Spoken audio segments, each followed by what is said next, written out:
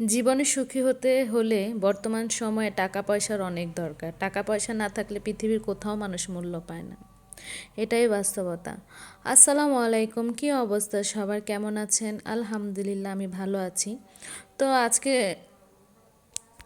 গতকাল রাতে হাজব্যান্ড কিছু সবজি এনে রেখেছিল এবং ঘরে প্রয়োজনীয় কিছু জিনিস এনে রেখেছিল, সেটাই আপনাদের সাথে শেয়ার করছি।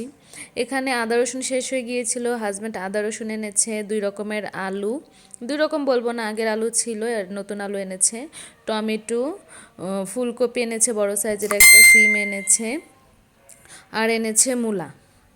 এইগুলো হচ্ছে শীতের সবজি, যেহেতু কম বেশি সবার ঘরেই খাওয়া হয়।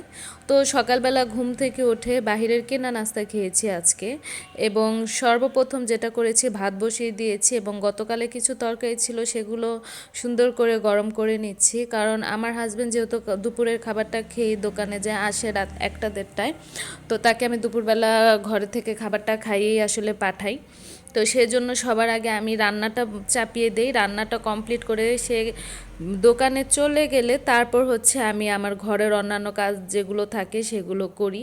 তো এই যে দেখুন, আমার চোখটা ফুলে রয়েছে, চোখের মধ্যে আবারও মেওয়া হয়েছে, ব্যথা চোখের মধ্যে, জানি না চোখের মধ্যে কী এখন সমস্যা হচ্ছে, আমার কয়েকদিন পর পর এই ঝামেলা হচ্ছে।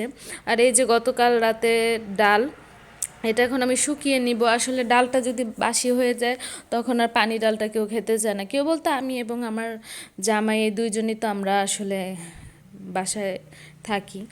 তো এই যে ডালগুলো আমি এখন সুন্দর করে একদম করে নিব, শুকিয়ে নিব, শুকিয়ে গেলে অবশ্য খাওয়া হয়ে যায়।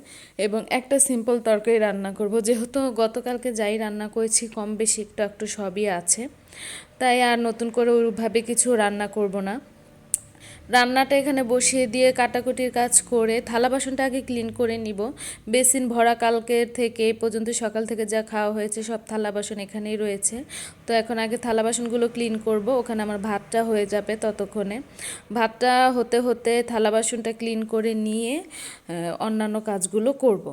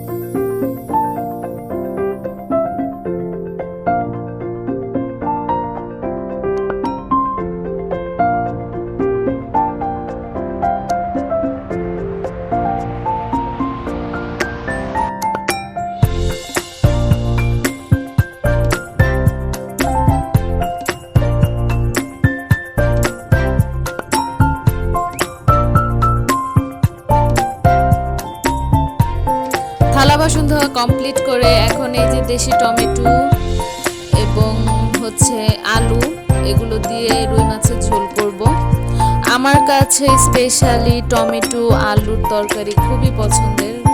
টমেটো বলতেই আমার খুব ভালো লাগে, যে কোনো জিনিসেই হোক, সেটা ডিম হোক বা সবজি হোক বা মাছের তরকারি হোক, আমার টমেটো খুব ভালো লাগে। সালাদ হিসাবে খেতেও খুবই পছন্দ করি। কার কার টমেটো খেতে ভালো লাগে অবশ্যই কমেন্ট বক্সে জানাবেন। এবং আমি এই যে কাটাকুটি করে সুন্দর করে রান্নাটা বসিয়ে দেবো। রান্নাটা কমপ্লিট করার পর ঘর দরজা গুছানো লাগবে, অনেক কাজই রয়েছে।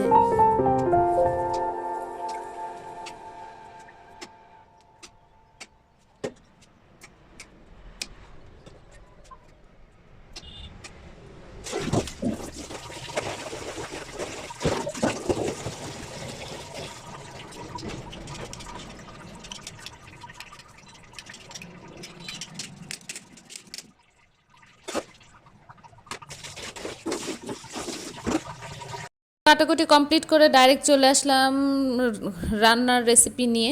রেসিপি কি সবাই রান্না জানে, আমি যেভাবে রান্না করি আসলে সেটা আমার রেসিপি। তো যাই হোক, এখানে কড়াই বসিয়ে দিয়েছি অ্যাজ ইউজুয়াল। এখন আমরা এখানে তেল এবং অবশ্যই আমি বাটা মশলা ইউজ করব।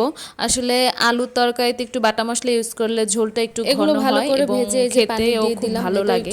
এখানে আমি এখন বেসিক আদা রসুন এবং হচ্ছে জিরা, গরম মশলা না, অবশ্যই মাছে আমরা গরম মশলা খাই না, একটু ঝাল বেশি জিরা এবং পেঁয়াজ এগুলো আমি পেস্ট করে নিয়ে এবং তেলে দিয়ে দিব ভেজে স্বাদ নিব। অনুযায়ী লবণ, দিয়ে দিব ধনিয়া গুঁড়া। এই মশলাগুলো দিয়ে সুন্দর করে অনেকক্ষণ যাবৎ কষিয়ে নিতে হবে, যত পর্যন্ত না মশলা থেকে যে কাঁচা গন্ধটা মশলা সেটা না চলে যায়। কষানোর পর সুন্দর করে আলুটা দিয়ে ভালো করে আবার কষিয়ে নিতে হবে। হ্যাঁ, কিন্তু আমি এখনও মাছ ভাজিনি। তরকারিটা কষিয়ে পানি 2 চুলায় দিয়ে আমি অন্য চুলায় মাছটা ভেজে নেব। যেহেতু এখন পর্যন্ত মাছটা বরফ থেকে ছুটেনি, আমার কাছে মনে হয় এটা ইজি ওয়ে, এবং মাছের জন্য বসে না থেকে তরকারিটা বসিয়ে দিলে মাছটা উপর থেকে দিয়ে দেওয়া যায়।